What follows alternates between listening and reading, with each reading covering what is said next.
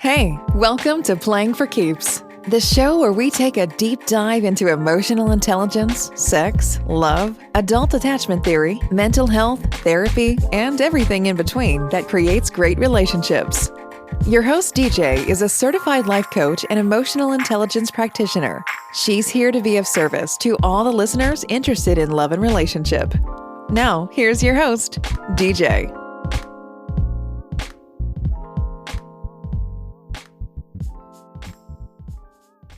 Hello, everyone. This is your girl DJ with Playing for Keeps podcast. And today we have a special guest. Her name is Keshia Rice. She is a dating coach and two-time Emmy-nominated journalist. As a coach, Keshia helps successful Christian women learn how to attract quality men without compromising their values, identity, or sanity. As the daughter, sister, and niece of preachers, Keshia understands what it's like as a Christian woman to balance a conservative upbringing with modern hookup culture. And like many women in the corporate world, Keshia knows the challenges of being ambitious while maintaining her femininity. Keshia and her husband live in Atlanta, Georgia. When she's not coaching or producing TV newscasts, Keshia loves to travel. She's been to several states and 10 countries. Today, she is here to speak on embracing your feminine energy, how to set boundaries, how to heal from relationships, and balancing dating with your ambitions of running a business / climbing the corporate ladder. Hey, Keshia, how are you today? Good. How are you? I am doing pretty well. I'm so happy to have you on the show today. So as far as the several states and 10 countries, before we dive in, could you go into detail? How many, you said 10 countries. What countries have you been to? Wow, let's see. So I've been to the Bahamas. I've been to Canada a few different times. I've been to England. I've been to France a few times, Germany a few times, the Czech Republic a few times. Did I say Italy? I'm not sure if I said Italy. No, you didn't say Italy. Portugal. I've been to Cuba. I feel like some places are escaping me right now, but yeah. Which one was your favorite? Portugal, definitely. Okay. Just beautiful place to be. Okay, the reason why I asked, I haven't been anywhere and I want to travel so bad. So I love to ask people when they say that they've been to different places, where they've been and what place was their favorite, so I can just have it kind of on my radar. So, okay, let's kind of dive into it. Why don't you just tell us a little bit about yourself? So I always joke because officially I've been a dating coach for about 2 years now. But, you know, you mentioned in the intro that I am a PK. I'm a preacher's kid. So, you know, when you grow up as especially the daughter of a minister, sometimes you get this feeling that the church is more important than you because, you know, your parents spend so much time at it. Yeah. And when I was a teenager, when I was in high school, I started looking for attention in other places. So, you know, I got to the point where I was dating at a fairly young, and I had women in my church who were in their 20s and 30s and 40s coming to me for dating advice. So unofficially, I've been doing this for about 15 years now. Okay. And motivated me to become a coach was I essentially had a quarter life crisis. So I was at this point in my 20s where, you know, it seemed like my life sucked and everyone around me was winning. So I was in a relationship that I wasn't very happy in. And all of my friends were on Facebook going, you know, yay, I just got engaged. Yay, I'm getting married. Take a look at my wedding pictures. Yay, I'm having a baby. You know, all of that. And I was at a job that I was not very happy at, getting new jobs. And I even remember, you know, going to church and being next to a friend during the worship part of the service. And she was so much more into it than I was. And it was like, really, I can't even relate with God. I got to this point where I was planning a friend's wedding shower and I just broke down crying. And I was like, you know what? I don't know exactly what type of life I want a lot in college. So I started diving back into that. I started doing all the self-help, you know, reading the books, listening to the podcast and everything. and went on this whole journey of healing myself. And when I got to a career I loved and I met the man who became my husband, you know, finally ended some toxic relationships with family members and friends, I was like, I want other women. Oh, Setting boundaries. Do you find that in your coaching, women who are Christian women have issues with setting boundaries? Would you say because of, the Christian religion and how, in a way, they position man being the head of household? Do you find that yeah, an issue? I was going to say, at this point, maybe about 85% of my clients are Christian. So I've had clients come through who are also Hindu or Muslim or Jewish. Okay. So in general, conservative households, there's the idea of, a patriarchal society. And there's also all these ideas about what a good girl does and what a good girl doesn't do. You know what I mean? Yeah. So part of that is there's this image of a good girl and later on a good woman of being meek and mild and quiet. And, I used to see all the time on Facebook those posts about how women should be a man's peace. And in reality, we should be each other's peace. I'm not saying that I don't have a responsibility to be my husband's peace, but he also has a responsibility to be mine as well. So yeah, there's definitely ingrained in women, particularly who grow up in conservative households, but even in our modern, you would think in 2020 that that's not a thing, but even just in society in general, there's this idea that we're the weaker sex, that we need to step back. Agreed, because I know I didn't grow up in a conservative, quote unquote, household. I did, and then I didn't because I was brought up with both my parents, but it wasn't necessarily conservative. But I know me personally, on my journey, and I still have issues setting boundaries. So how do you coach somebody to set boundaries, or what advice would you give to the listeners if they're having issues with that? It comes out of a place of fear. So, with you and I in particular, and I know that there are probably men listening to this podcast, and I know that you probably have women of other races and ethnicities, but Yeah. for you and I, we both happen to be Black women. And even with that, there's this fear of, I can't speak up because if I speak up, people are going to think I'm a quote, angry Black woman. Yes. Oh my God. And there's a lot of those types of fears. So if I speak up, people are going to think I'm an angry Black woman. If I speak up, then I'm going to disappoint people who are used to me just kind of going with the flow and falling in line. Those people who were taking advantage of you. If I speak up, then my parents are going to think that they went wrong in raising me. They raised me to be good, and that's not good. So it starts with identifying what is that fear that's holding you back from speaking up. And then once you identify that and you work on moving past that, then it's identifying what are your boundaries. So, boundaries, people act like it is this really bad, harsh thing. Like even the word sounds kind of harsh, boundary.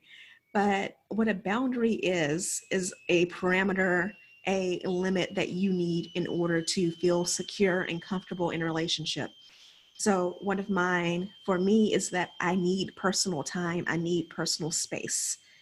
So telling a friend, telling a family member, telling my husband, hey, I love you, but I need this time in the morning to meditate and journal. Or I know we had so much fun last weekend, but I need my personal time. And as part of that, I can't hang out with you every single weekend. Like these aren't mean things,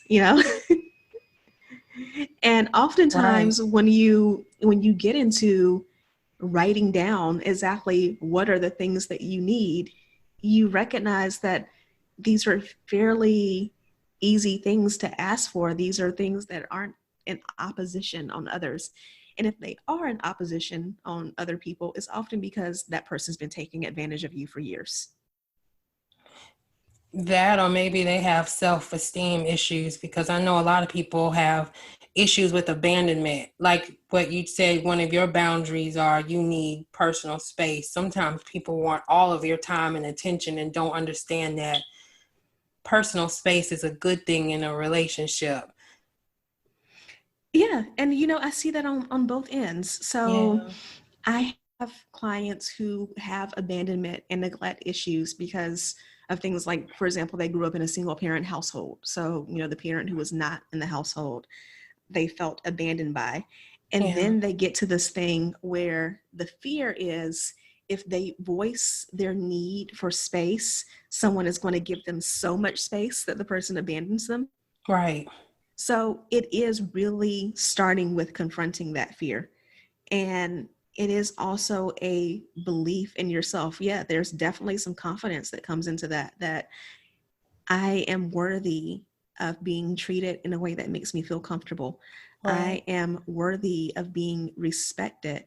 And people who actually love me are going to respect me. People who don't respect my boundaries don't love me. Right. I definitely agree with that. Okay. And then embracing your feminine energy. A lot of women find this concept, especially when you talk about masculine and feminine energy, sexist. Have you heard of that? Have you heard that Definitely. term? So could we break it down and talk to the audience on how embracing your feminine energy is a good thing and it's not sexist? Yeah. So, that I'm Christian. So, for my worldview, Okay. God created both masculine energy and feminine energy. And, we have both. So, masculine energy is the energy of push and aggression and drive and ambition. So, women have those qualities. That's how we move ahead in our businesses and in the corporate world. Men have some feminine energy characteristics, such as nurture. That's the energy that allows a man to care about his children, for example. Right. So when we talk about those things, it is not pushing away the other energy. It is learning how to balance those things. So as a woman, I recognize that my energy should be dominated towards feminine. And that energy is not weak. This is the issue that a lot of women get into, is they assume feminine energy is weak. What it is first of all, women's intuition is a thing. Like, it is a real and true Yeah. thing. And there is nothing more powerful than a woman's intuition. That is a huge power and advantage that we frankly have over men. They don't have intuition to the level that we do. Feminine energy is also creativity. It is also, again, nurture. Feminine energy is sensuality. And men and women, when they are in their healthy energies, there's a balance. So in general, masculine energy is a container for feminine energy. And what I mean by that is, so within a woman herself, that ambition and drive that I have that is masculine is a container for my creativity and my expression. I'm able to take the creativity and expression and use those into, say, creating content for my business, which goes into the ambition part. In a relationship, my husband's ability to to operate in his masculine is a container for me to flourish. There was a sermon from Pastor John Gray a couple of years ago, and he was talking about how women are multipliers.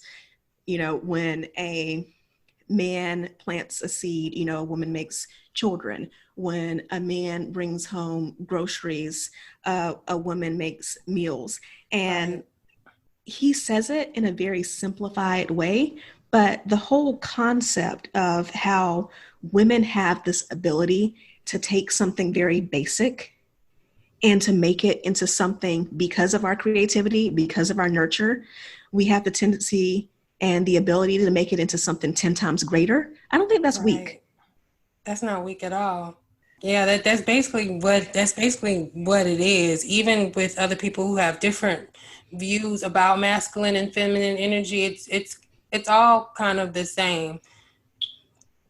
Like how you broke it down, it's all the same. And no, it's not weak. Feminine energy is not weak. You need feminine energy to push out, to even push out the. So the feminine energy, from my understanding, is like you said, the creation, like the idea. Like say if you have a like you want to start a big corporation, most of the time, you're thinking of those ideas. That's like, they describe it as like the feminine energy. And then the masculine energy is the doing, it's the pushing out. And like you said, that goes for everything. So, right. And, there have been studies done about the fact that women make awesome leaders, and to some extent are better leaders than men because of our ability to collaborate. Mm-hmm. Our ability to listen. Yeah. Exactly. So again, this is where I see so many women struggling with operating in their femininity. They get it wrong one or two ways. They either think that feminine is girly, as in Elle Woods in Legally Blonde. They think that that's feminine. Or they think that feminine is some very weak, powerless concept. And once women start to realize that no, I'm incredibly powerful, and I'm powerful when I lean into the qualities that God put in me that are feminine, that is when you start operating in a completely different way. That's when you're able to operate in feminine energy. Is all about flow. Right. And I think it helps improve your romantic relationships too, because, you can't try to be the masculine one you can't carry your masculine energy along with your man, because at the same time, women who tend to carry more of the masculine energy, some of them tend to do a lot of the chasing, or if they're not trying to do a lot of the chasing, they're so preoccupied in their heads about the guy. You know what I'm saying? They're kind of using that energy, and it's not good because you're obsessing over the guy, and then it can lead to a lot of different things if you don't lean into that feminine energy. So yeah, when a woman is operating in a way that's weighted towards her masculine energy, she will have one of three types of relationships. So the first is she will attract a man who is healthy in his masculine. He is balanced. So he leans towards his masculine and has a little bit of feminine. That relationship does not last because the man does not feel like he has a partner. He has a competitor. The second type, from a woman who, again, is leaning heavily into her masculine, is she attracts men who are hyper masculine. These are the men who they were often raised by very masculine women, oftentimes, a single parent household type situation. Mm-hmm. And because of that, they rebel. So these are your men who are misogynistic, who talk down to women, who don't treat women very well. And then the third type is a balanced relationship, but not in the way that you want it to be balanced. So you have a woman who is heavily towards her masculine, and you have a man who is heavily towards his feminine. And remember, masculine energy is the energy of drive and push and ambition. So these are situations where a woman is with a man who, if you've ever seen the movie Failure to Launch, that type, he needs a lot of hand holding. He needs a lot of push. He needs a lot of nagging because that energy of push and drive is not in him. Got you. That makes sense. That makes perfect sense, breaking it down like that. And then you want to talk about how to heal from relationships. Yeah. So when it comes to healing from relationships, one of the things that I always have to start with my clients is telling them that all relationships are related. So anytime a woman comes to me and she's having issues with her romantic relationships, I can guarantee you that there are issues in her family relationships or with her friendships or with her coworkers or all of the above, because if you can't set boundaries with your parents, then how do you think you're going to set boundaries in a romantic relationship? Right. If you grew up in a family where people aren't vulnerable, then you go out into the real world and you have walls up, So all relationships are related. And part of that healing starts with, going back and looking at your childhood and where you came from and what your ideas about love are. And then, did my mom influence that idea about love, or did my father influence that idea about love? So it is going back and looking at that. And then it's also looking at your relationships, seeing the patterns, because you start to realize oftentimes when a woman has been in a lot of hurt, that she has essentially dated the same man over and over again, just with a different face.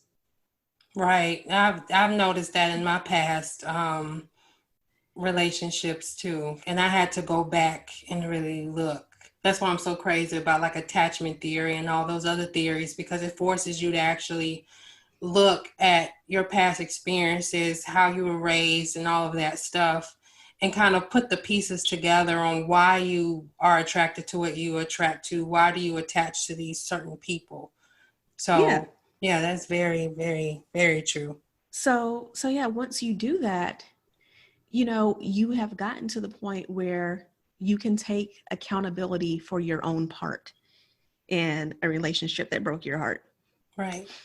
So you have that piece, and then you can move on to, we're both women, so we'll go with the man, and what happened with him. Okay. And starting with that, a lot of that healing starts with gratitude. And I know women will hear that and they'll be like, what? Like, why am I going to be grateful for, the dude who was a jerk or the dude who cheated or any of that? But it does start with being able to forgive someone and move on and heal. Starts with gratitude, not necessarily for the person, but what did this situation teach me? Yes. Yes. What type of woman was I to allow that type of person into my life? What type of woman do I need to be to no longer allow that type of person into my life?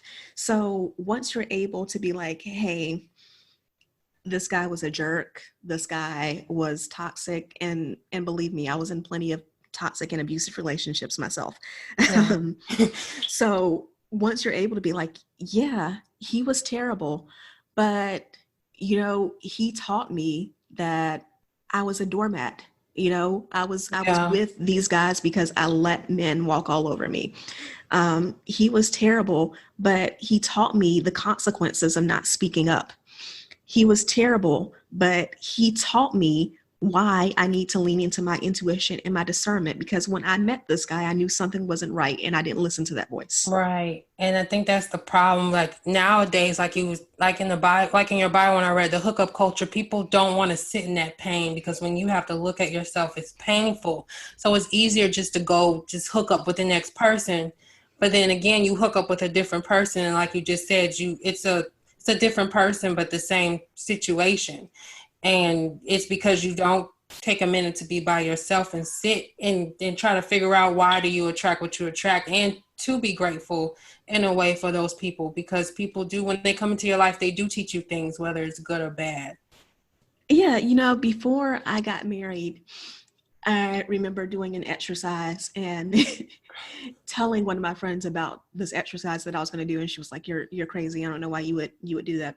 But what I did was I thought back over every man that I had ever dated, and I thought about the relationships. I thought about how old I was at the time. I thought about why those relationships ended, what were the lessons that I learned.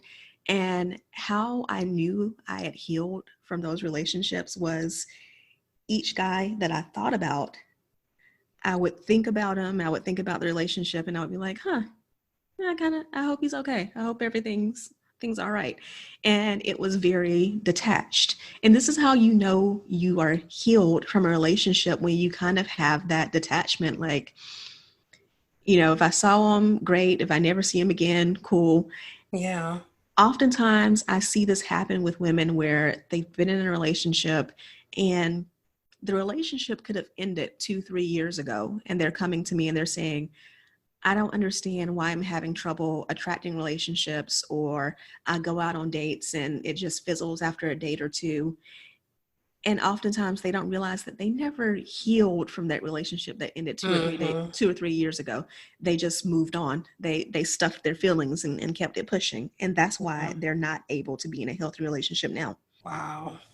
Wow. That's true. That's true too. So the one I really want to talk about, the last topic, balancing dating with your ambitions of running a business or climbing the corporate ladder. I know that is a struggle for me. And the reason why it's a struggle for me is because I think I have this belief, like deep down inside, like you can't have it all. Tell us a little bit about that and how you work with clients who come to you with dating and trying to climb that corporate ladder or run that successful business. So I love that you said you can't have it all, because I really want to be one of those like motivational speakers who's like, yeah, girl, you can have everything that you want and just go and do it. But here's the truth. You can have it all, just not all at one time. Okay. So, I think about this in terms of, as a married woman, on the days where I am an awesome wife, I'm not always the best businesswoman. Got you. On the days where I'm really leaning into my business, I can tell you right now, just yesterday, I have this new project that I'm working on. I'm really excited about it. I got up at like 7 a.m. and I was still working at midnight. So I was not a good wife yesterday. I wasn't.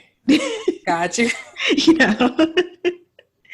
So first of all, it is having that knowledge and giving yourself some grace.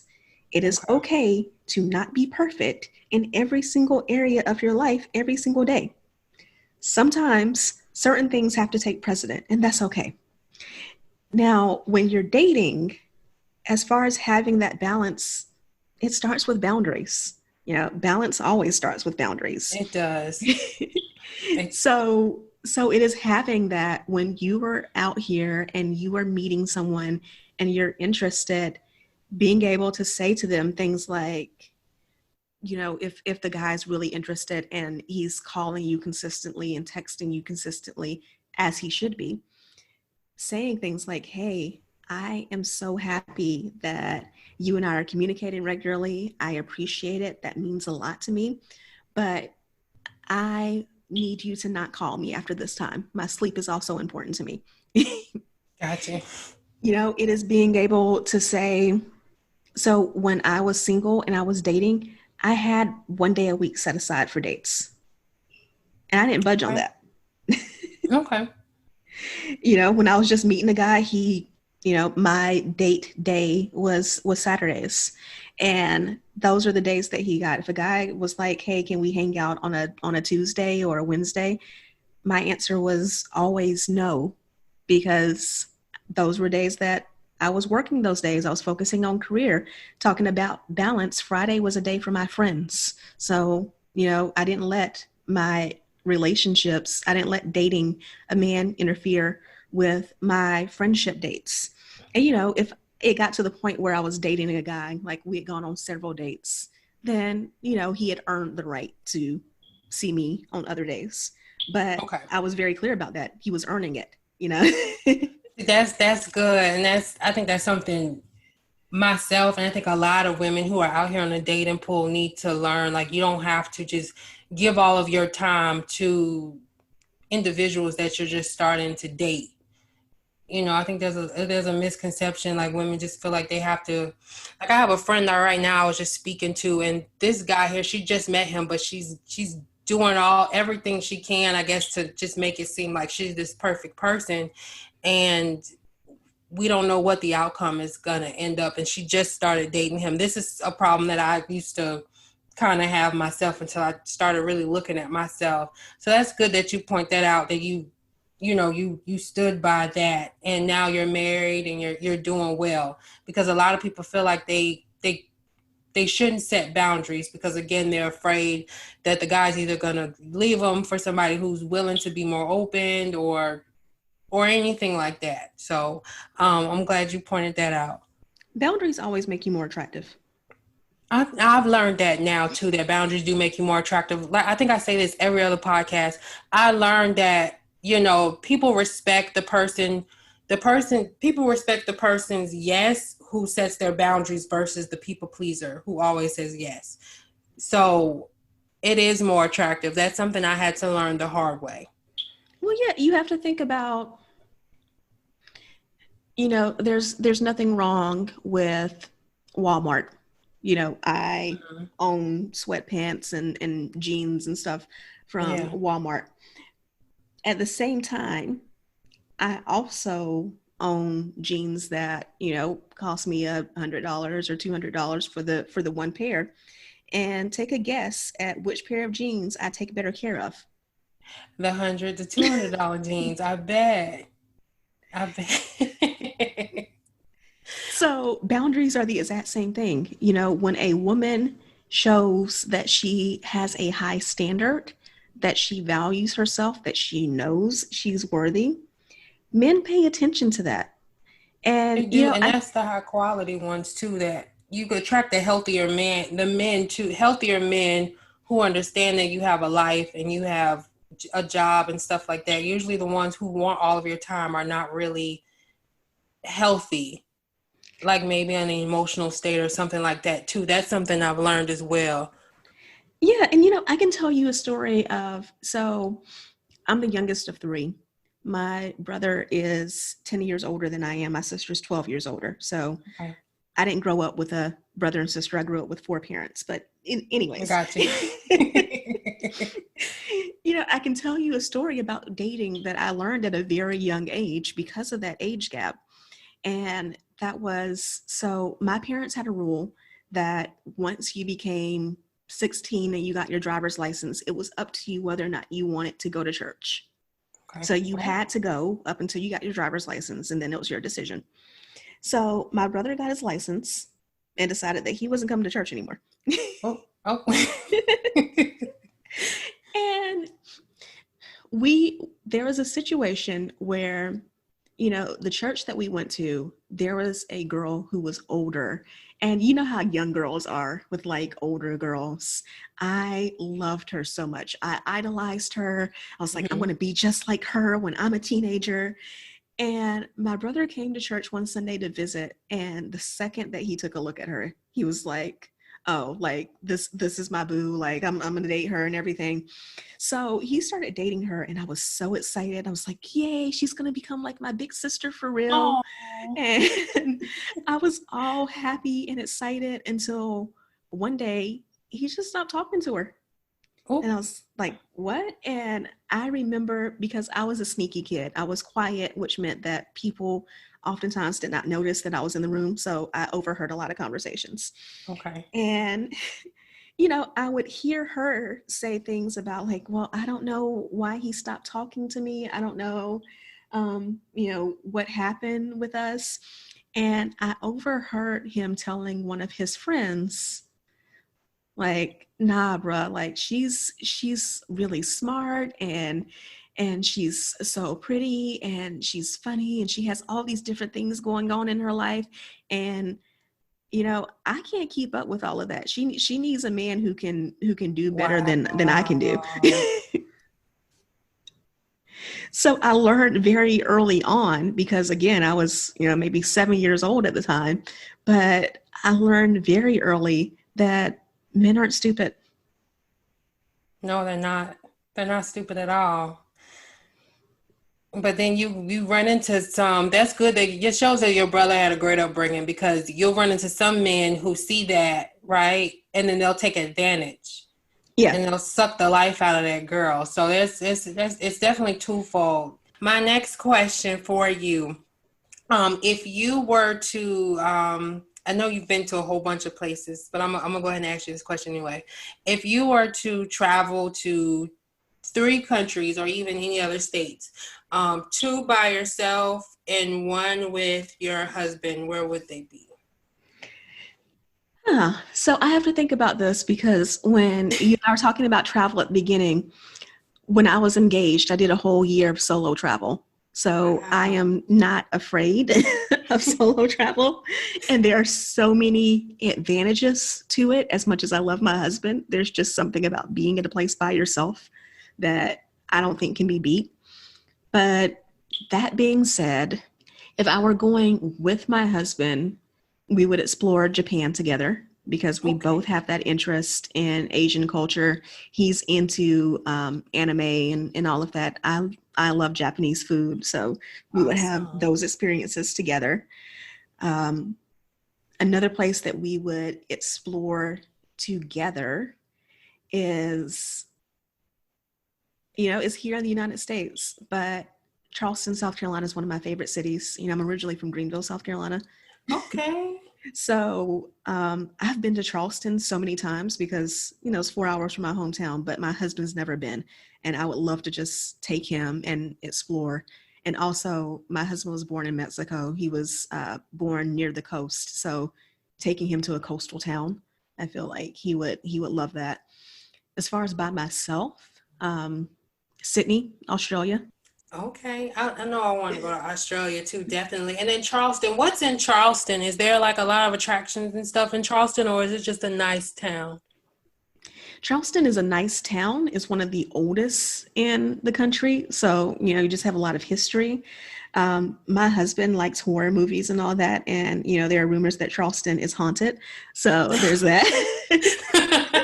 um, Charleston has some of the best seafood that you can taste because, of course, it is right there at the beach. So when you go to the restaurants, it's fresh. And Okay. also, Charleston has a lot of history with both Charleston itself and, nearby, like the Gullah Geechee Islands. So there's a lot of great Black history there as well. Awesome. Okay.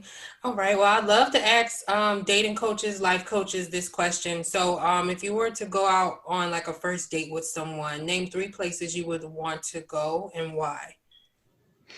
The museum Okay. is a great opportunity to see how much of a learner someone is. It's also, especially if you're going to like history type museums, you get a good insight into their ideas about culture. You know, Got you. um, my husband and I mentioned he was born in Mexico, so we're interracial.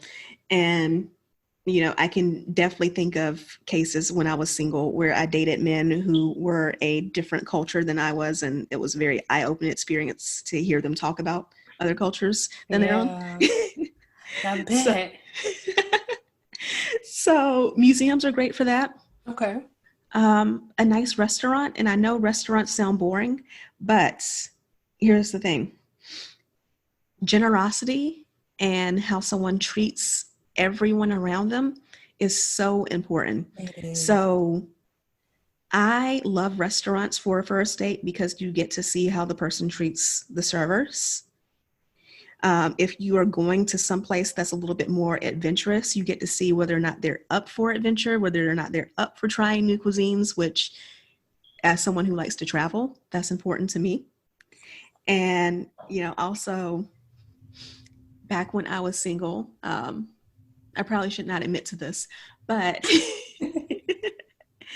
I would oftentimes, when my date was not paying attention, I go to the bathroom or something, I would flag down the server and I would bribe them to let me know how much the guy tipped. Oh, Because, generous people are generous people. right. And it's not just a money thing, but when people are stingy with money, they're often stingy in other areas of their life too, like with their time, their affection.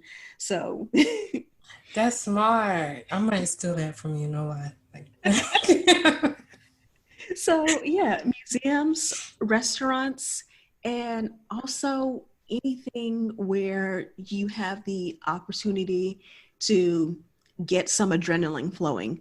So if you are really adventurous, something like zip lining or something like axe throwing, any of those types oh, of things, wow. because they are fun.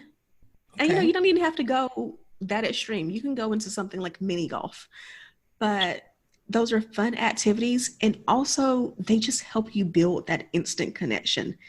You build connection way more quickly in a situation like that than you do with like a movie date. Got you. Okay.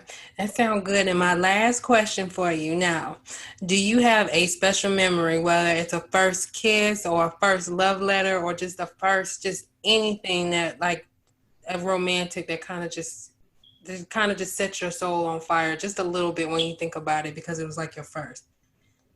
Yeah, this is going to sound interesting, but okay. I love stories. So I remember when I was in college, dating this guy, and I was stressed out because it was exam time, and I'm a type A person. So, stress is something I'm good at. And so that being said, I remember talking to this guy and being like, I'm so stressed. I don't know what I'm going to do because, of course, to be a type A person, I was also the type of person to wait until the very last minute to study. So it's like, I'm going to fail all my classes and it's going to be a disaster. And he and I were on the phone and he said something like, okay, like that's terrible. I really have to go right now. And I got so upset. I was like, I can't believe this. He's not paying attention to me. He doesn't care about my feelings. Uh-oh. And he showed up, a few minutes later with an ice cream sandwich. Oh. And, a lot of people think that that's a small thing, but when I was little, ice cream sandwiches were a treat for me.